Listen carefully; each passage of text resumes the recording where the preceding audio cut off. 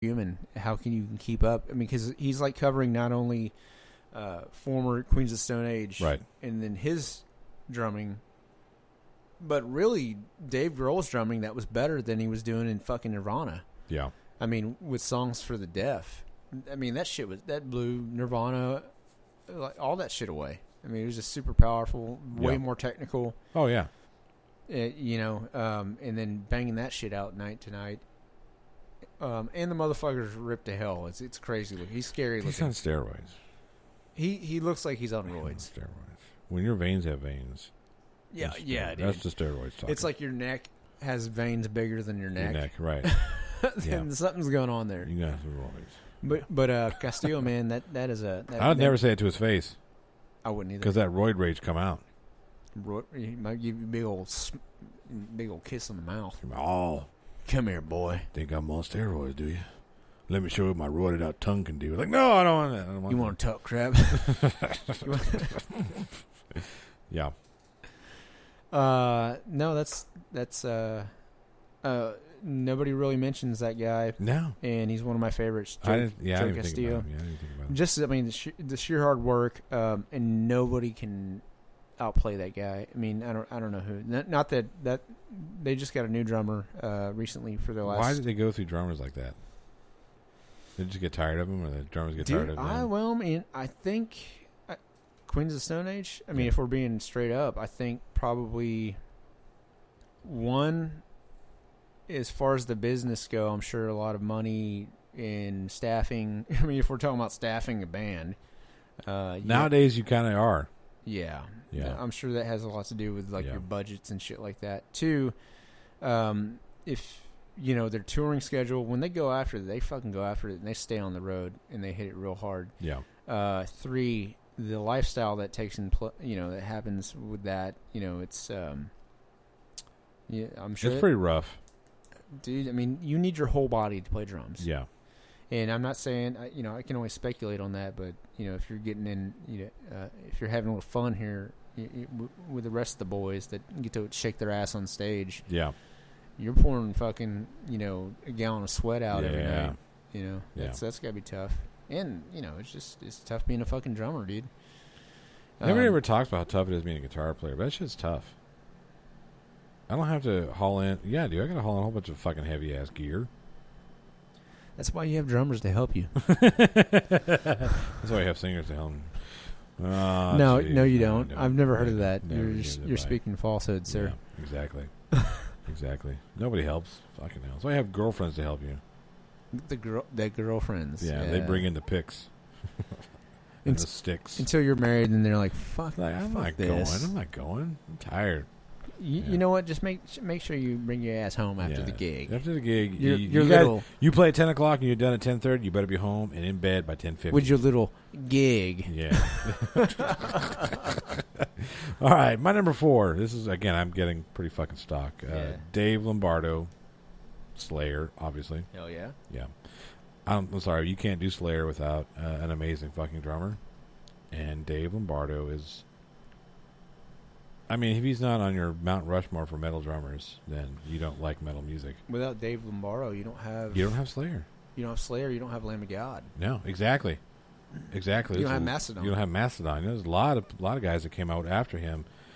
You know what I mean? People talk about like Metallica being the godfathers of thrash metal and all that stuff, but when you look at the big 4, Slayer being in there, Slayer probably had more influence on modern day drumming than any other band. Mm-hmm. Maybe Megadeth goes in that conversation with he's going to be on my list too again here in a minute. But still, you've got Dave Lombardo was a guy that said you can be intelligent and thrash at the same time, and it'll sound fucking amazing. You can, yeah. It's not just about getting up there and playing as fast as you can and hitting shit. It's about going up there, mapping out what you're going to do, and get up playing as fast as you can and actually play in the pocket, out of the pocket, but back in the pocket. But then we're out of the pocket. This guy was amazing. Definitely pushed and pulled rhythms a lot. Yes. That's tough. Yeah, and especially when Slayer's doing they're doing some really fucking fast shit and they slow it down and they pick it up and you know what I mean? They're kind of up and down themselves. So yeah, I mean, yeah, Dave Lombardo's a fucking genius when it comes to, I mean, drumming. Period. When it comes to percussionist. Period. He's brilliant. Mm-hmm. We are looking at number 3. Dun, dun, dun, dun, number 3. Yep. What do you got? Number 3. Did I skip something here? Son of a bitch. Well, I hate to do it. You're gonna do it. You're gonna do it. It's okay. I forgive you. Motherfucker, I missed something here. Well, I'll just go ahead and it didn't matter now at this point. Yeah. At this juncture. He's number 1 in our hearts, but he's number 3 today. Yep. Buddy Rich. Oh, man. Yeah. Motherfucker. I didn't even think about Buddy Rich. What's wrong with me? Buddy Rich is nothing less than a force of nature. I mean, this man, he was not only a band leader and super classically trained his entire life. Yeah. He was born a drummer, he died a drummer. Not only that, he had a heart attack on stage during one of his greatest solos wearing a turtleneck sweater. No. A full-piece suit when he was in his 70s. Yep. Had a heart attack. Yep. I feel like I'm talking about Bill Brasky now. Or Johnny Guitar Watson. Yeah, he had a heart attack, went to the dressing room, and this was told by his daughter. He's like, we were so worried about him, and he went to the emergency room, and next thing you know, he was next morning he was released from the hospital in poolside smoking a cigarette and drinking whiskey. Yep. That's what because that's what you're supposed to do when you have a heart attack. Smoke a cigarette and drink some whiskey. Doctor's orders, really. Right. No, but going further back and being, on a serious note, since we got so serious. Deep, yeah. Jeez. Without Buddy Rich, you wouldn't have John Bonham, as we know it. Sure. You wouldn't have fucking like a lot of guys. Yeah. I mean, he could.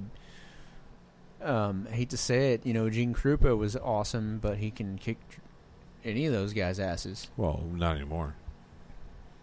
Too soon. Because he's dead. Too soon. It's kind of funny. Last night I was playing some poker, and somebody was talking about, some bands need to know when to call it quits, like the Bee Gees. I said, "Oh, come on, man! They didn't call it quits. Well, they did, but they didn't. You never see the Bee Gees together anymore." I said, "Because they're fucking dead." Fuck, man. When 3 of the 4 guys, or 2 of the 3 guys fucking croak on you, that's pretty much the band. Yeah, you're done. Yeah. Fucking hell. Anyway. But no, Buddy Rich, I mean, like in jazz drumming, and it really transcended. Yes. I think he influenced pretty much most of James Brown's drummers. Bonham hugely. Yeah. Bonham. It's funny because I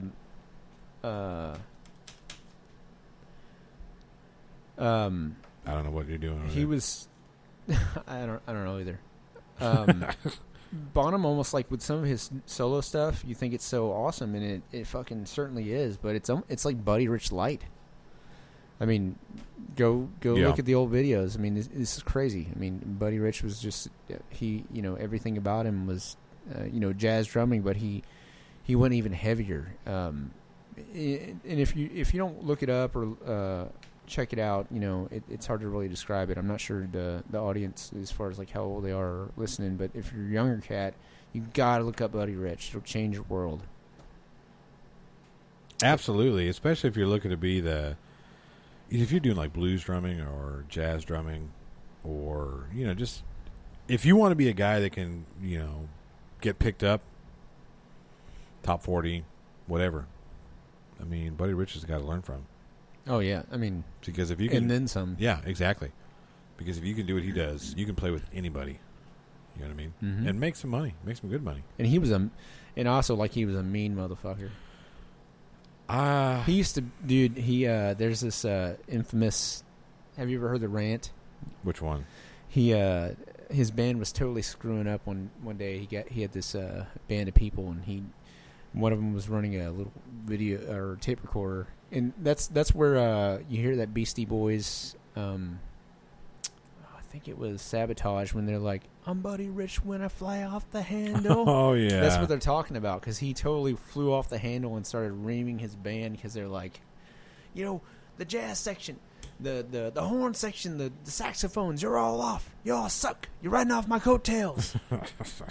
Yeah. This better not happen again. He's fucking. This is old school. Before, like, when you're a kid and you see it in black and white, you think nobody cursed back. And then he's like, "You motherfuckers, fuck up again." Yeah. Off the fucking. It's like, yeah, god dang. Yeah, we didn't invent these curse words. God damn it. Be like, Buddy Rich is pissed off. Yeah. Buddy Rich, man. Yeah, Buddy Rich, that guy. Jesus Christ. Yeah, no, dude. Force of nature. Yep. All right, my number 3. Do you like Swedish metal? Swedish? Swedish. I like meatballs. You like Swedish meatballs? Uh-huh. I got some Swedish meatballs for you. No, Thomas Hockey from Meshuggah. Oh, dude. Oh, God. You want to talk about polyrhythm at its best. And mean.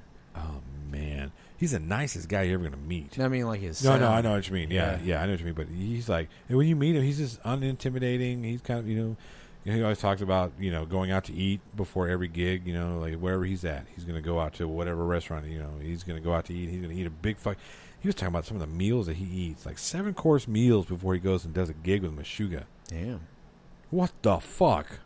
Well, I mean, I've heard his playing. That's a lot of energy. I mean, yeah, I guess you need that kind of energy. But, yeah, he's, real laid back, and he talks about this shit all the time. But, man, when you're talking about a guy that can...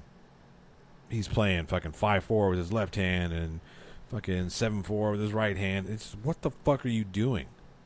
And if you're talking about footwork again, it's like, oh man, God, man, I can't imagine. Yeah.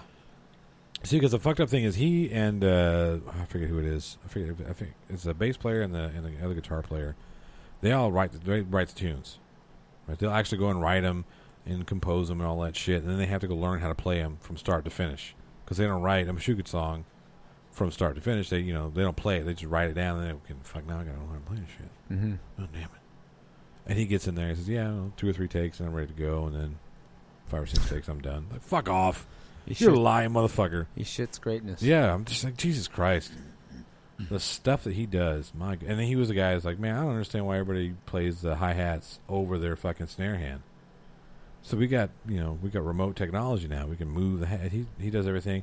He does everything backwards. He's a right-handed drummer that plays a left-handed kit, basically. Ah. And they asked him, well, why are you doing this? It's because it's called economy of motion. They say, if you think about it, if I got to do a drum roll and I have to bring my fucking right hand over and then, get my left hand out from underneath it. Yeah, he's like, I'm getting my own way. But if I'm over here, my hands are spread, and I got to do a roll. All I got to do is bring my left hand up. My right hand is already where it goes, and I just fucking go with it. Like, Jesus Christ, who thinks this kind of stuff? That guy. That guy does. Yeah. Fucking Thomas Hockey, that's who does. Oh, damn it. And also, if it's always great to throw and bleed when you're in a place and there's like, somebody's like, I want to hear the heaviest song in the world. It's like, throw on some Bleed. Oh, see, you know what? They actually outdid themselves on Bleed. Because Bleed used to be my go-to when people like, because that's heavy, right? So now they put out what was the name of that album? Oh, jeez. Oh, I have to look it up. It was not the album they put out previously. Oh, fuck. Hang on. And I'm like the huge Meshuggah fan here, and I can't even remember the name of the album. It's not Catch 33, although Catch 33 was great. Kolos. Oh my God. They have a what is this? No, my shop playlist. What the fuck? What is going on with my fucking phone? My fucking phone. Hey guys, listen. Look guys. We need it together. Fucking hell. We need to get it together. Fucking hell. It's called The Demon's Name of Surveillance. Man, as a guitar player, it is a fucking right-hand workout. I'll play it here in a minute on break. I'll play that song just for you, and you can hear it. And compare that to Bleed. Oh, dude. They outdid themselves. It's kind of. I'm kind of scared to think about it. Yeah. It's making me hot, though. Yeah. It's a good thing you sit next to the air conditioner. Yeah, there is an air. It's an R2 unit, too. Nice. Some shit like that. But yeah, that's my number 3. Sound effects and all. All right, so we're on number 2. Number 2. I think these last two go by pretty quick. Pretty quick, yeah. I thought I was missing something. You're not. It's there. Man, this will go pretty quick because John Bonham. Yep, John Bonham. Yep. We've already said everything to say about John Bonham. So that's John Bonham. I left him off my list because of that. I wanted to leave him off my